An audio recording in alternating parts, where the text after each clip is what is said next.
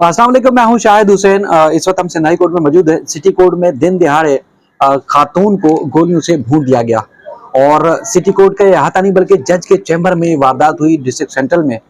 ये वाकया दरअसल हुआ कैसे और उसके बाद फिर क्या इस तरह की नाकिस और बदतरीन एक सिक्योरिटी का निज़ाम है कि अदालत के अंदर ये बड़ा वाकया हो जाता है और उसके बाद फिर मुलजिम जो है बच जाता है। अब जज साहिबा जो समाअत कर रही थी वो भी जो इतलात हैं कि बाल बाल बची इस सारे वाकये से। मेरे साथ अमीन अनवर मौजूद है। अमीन, ये तो बड़ा खौफनाक सीन है।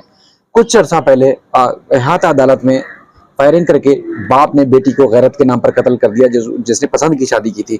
और एक और अलमनाक वाकया जो कि अहाता अदालत में हो रहा है। बड़े बड़े सिक्योरिटी के दावे किए जाते हैं पुलिस की तरफ से, वुकला बड़े वो करते हैं, उसके बाद फिर वॉक थ्रू गेट और चेकिंग का सारा निजाम। लेकिन वो मुलजिम कैसे पहुंचा, जज के चैम्बर तक पहुंच गया और खातून को फायरिंग करके उसने कत्ल करने की कोशिश की।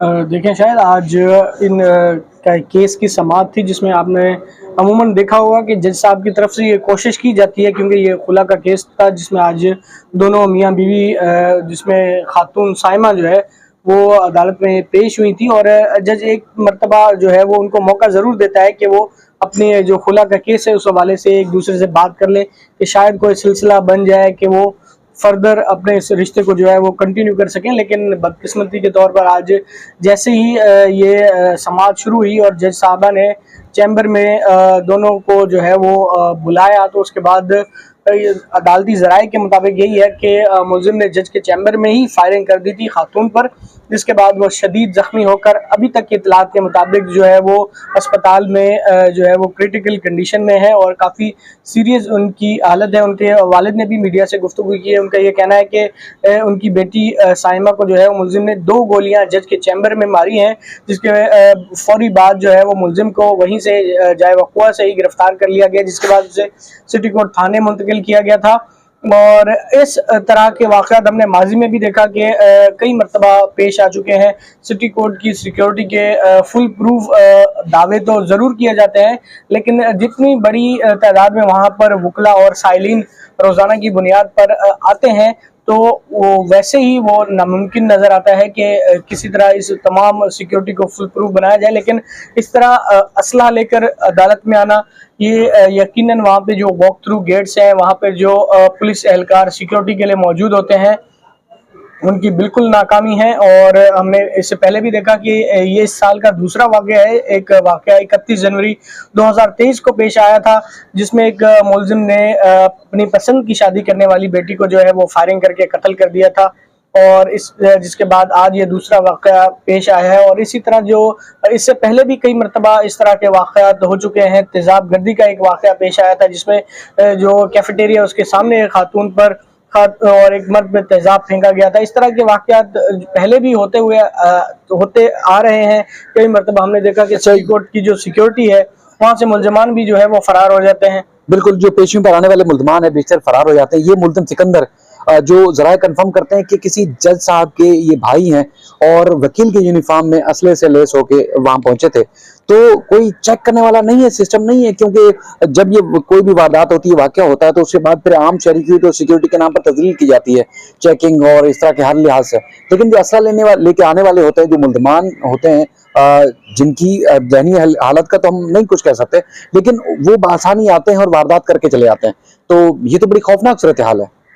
जी बिल्कुल, इसी तरह की इतलात है हमारे पास के मुलजिम जो है वो वकील के यूनिफॉर्म में आया था, क्योंकि आपको पता है कि आम साइलिन की तो वहाँ पर तलाशी ली जाती है और बाकायदा तौर पर वॉक थ्रू गेट से गुजारने के बाद उनकी जो फिज़िकल तलाशी होती है, पुलिस वाले वो भी चेक कर रहे होते हैं। उम्मन कि हम भी जब सिटी कोर्ट जाते हैं तो हमारी भी बाकायदा तलाशी होती है, लेकिन वुकला हजरात को जो है वो सिर्फ वॉक थ्रू गेट से गुजारा जाता है।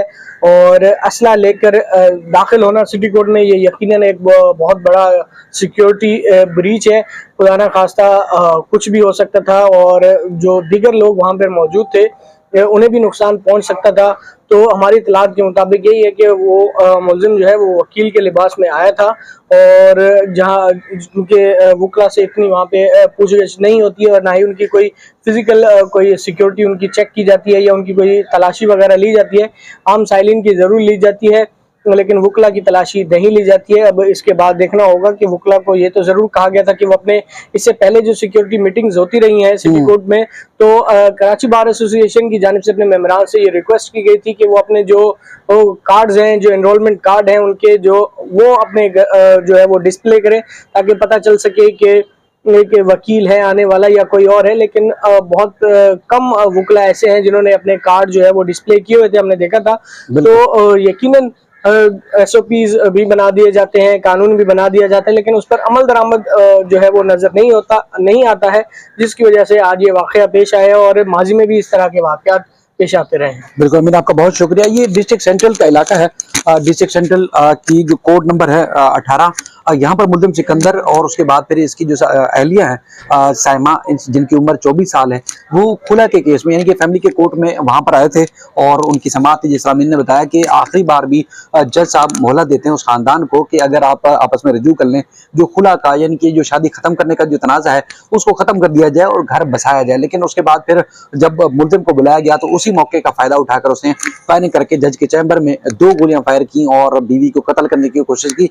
इब्तिदा में रेस्क्यू जो इदारे हैं उन्होंने तो इतला दी थी कि खातून जो जांबाक हो चुकी हैं, लेकिन इस वक्त सिविल हॉस्पिटल के जो वहाँ के डॉक्टर्स हैं उनका ये कहना है कि इस वक्त हालत जो है खतरे से बाहर तो नहीं कही जा सकती, लेकिन शदीद जो है वो जख्मी है और किसी वक्त भी उनकी जान जा सकती है। लेकिन इस वक्त उनको जो खातून है सैमा, उनको खून की जरूरत है।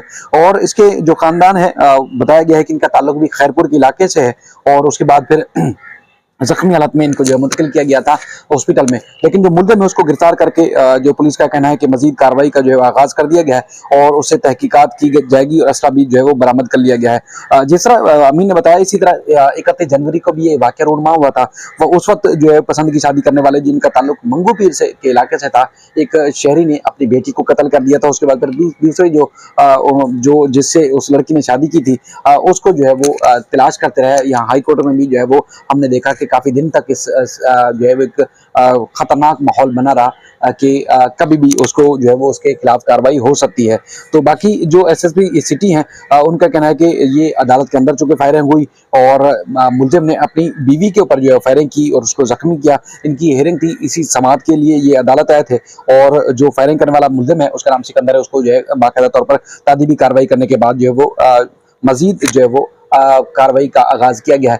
बाकी जो सिटी कोर्ट की सूरत हाल है कि अतराफ के तमाम जो वॉक थ्रू गेट है अमूमन जो है वहाँ लोड शेडिंग भी होती है और वो काम नहीं कर रहे होते। इसी तरह कई मुल्ज़मान वहाँ से फरार भी हो जाते हैं, फरार होने में कामयाब भी हो जाते हैं और कई मुल्ज़मान ऐसे हैं जो वहाँ पर आते हैं और फायरिंग करके चले जाते हैं और लड़कियों की खासतौर पर ख़वातीन के लिए काफ़ी जो है मसाइल दरपेश हो रहे हैं उस अदालत के अंदर। बाकी मज़ीद इस सिलसिले में जो भी तफसीलात होंगी वो आपके सामने हम ज़रूर रखेंगे। अपना ख्याल रखिएगा। अल्लाह हाफ़िज़।